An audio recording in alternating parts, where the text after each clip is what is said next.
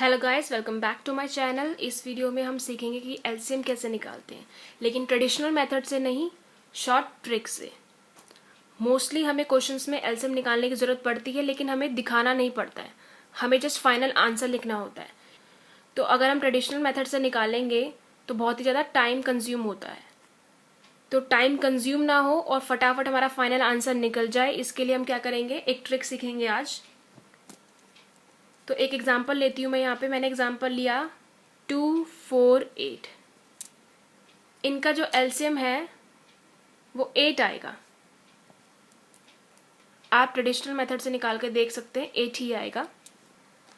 अब ये 8 कैसे आया, मुझे कैसे पता चला कि 8 आएगा विदाउट ट्रेडिशनल मेथड का यूज़ किए? तो अब हम क्या करेंगे, हम देखेंगे इन नंबर्स को।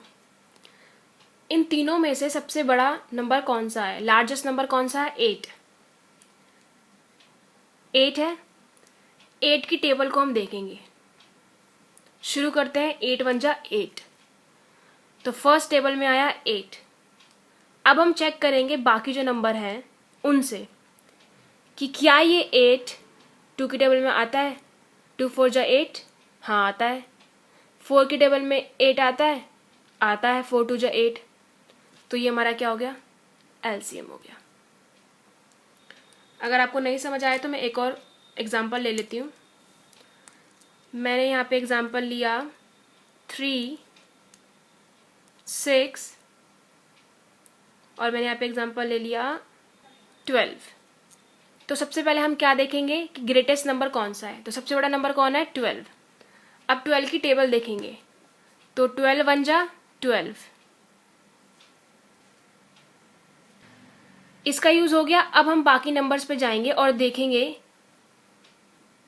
क्या इनकी टेबल पे ये नंबर आता है कि नहीं आता है। 3 की टेबल में 12 आता है, हाँ 4 पे। 6 की टेबल में 12 आता है, हाँ 2 पे। और 12 की टेबल में तो 12 आता ही है 1 पे। तो तीनों नंबर से ये नंबर डिवाइड हो रहा है कंप्लीटली।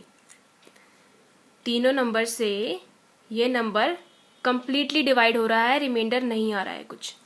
तो ये हमारा एलसीएम हो गया 12।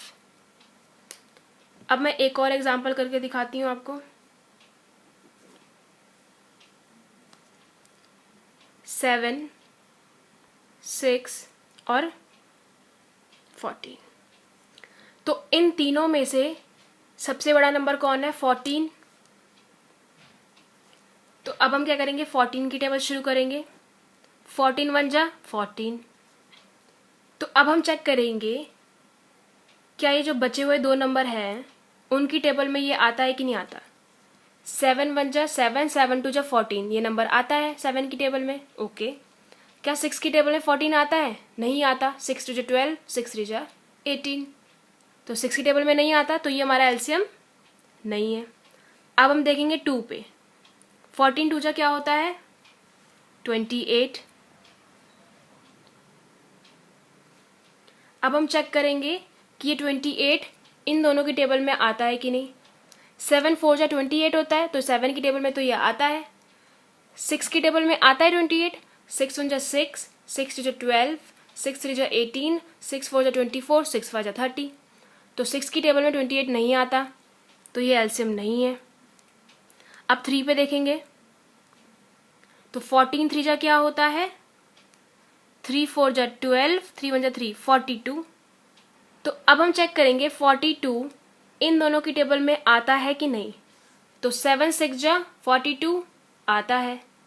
6 की टेबल में 42 आता है, 6 7 जा 42। और 14 की टेबल तो यहाँ चल ही रही है, 14 3 जा 42। तो ये तीनों नंबर क्या है, 42 को डिवाइड कर सकते हैं कंप्लीटली, रिमाइंडर 0 ही आएगा। इट मीन्स जो ये 42 है वो इन तीनों की टेबल में आता है। तो ये रहा हमारा एलसीएम। तो एलसीएम की फुल फॉर्म क्या होती है, लीस्ट कॉमन मल्टीपल। तो ये 42 क्या आ गया हमारा, लीस्ट कॉमन मल्टीपल। तो इस तरीके से हम एलसीएम निकाल सकते हैं और ये बहुत ही इफेक्टिव मेथड है। ये मैंने आपको लिख के दिखाया है, आपको इसे लिखने की भी ज़रूरत नहीं है, आप अपने माइंड में कर सकते हैं कैलकुलेशन। तो ये थी ट्रिक। हमारी एलसीएम फाइंड करने के लिए ट्रेडिशनल मेथड की ज़रूरत नहीं है। तो ये मेथड बहुत इफेक्टिव है एलसीएम फाइंड करने के लिए।